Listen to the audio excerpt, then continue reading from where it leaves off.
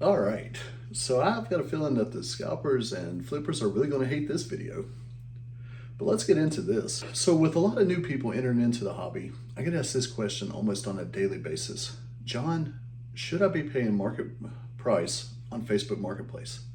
Short answer, absolutely not. No. And if you are leaving so much money on the table. So stick with me to the end of this video, and I'm going to show you the exact formula that you should be using when not just buying on Facebook Marketplace, but also if you're buying at in-person shows. For example, let's say someone is selling something for $100. They're not getting $100 on TCGPlayer. So right out of the gate, if it's a $100 item, they have to pay TCGPlayer 13%. So take $13 right off that. So that leaves us at $87.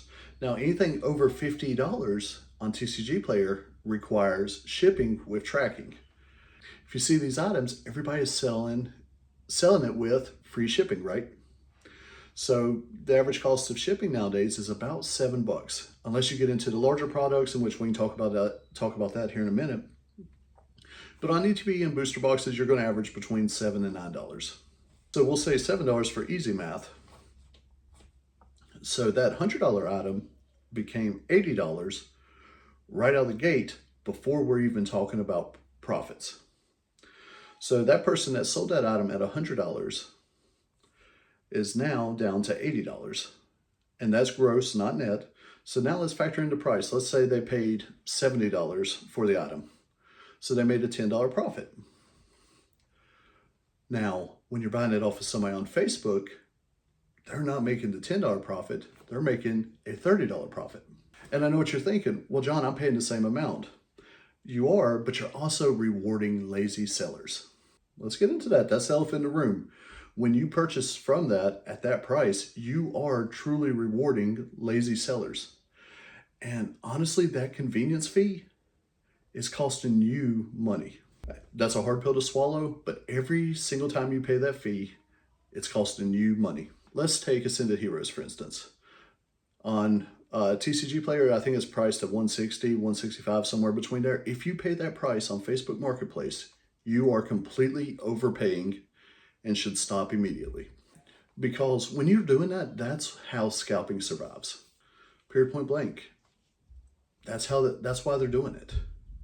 Is because they're making more money and we're the ones that are suffering. So when you pay those prices on these websites, that's why you see so much more scalping. That's why you see so much more flipping, because you're feeding into it, you're paying into it. Scalping only exists if there's money to be made. But here's what a lot of people don't realize. You control the market a lot more than you know.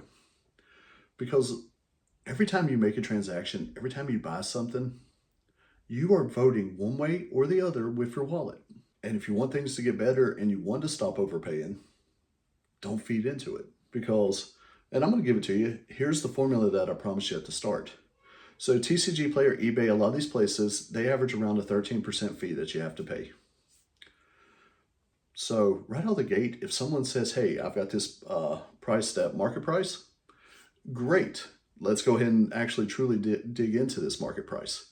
So the seller has to pay 13%. So let's go ahead and knock 13% off of that. Okay, now let's do a little bit of research. Does that item have free shipping? Yes, it does. Perfect. Let's go ahead and take another $7 off of it. And that's the offer that you should be paying and the offer you should be making. And here's the reality. If someone gets mad about that or gets offended, screw them.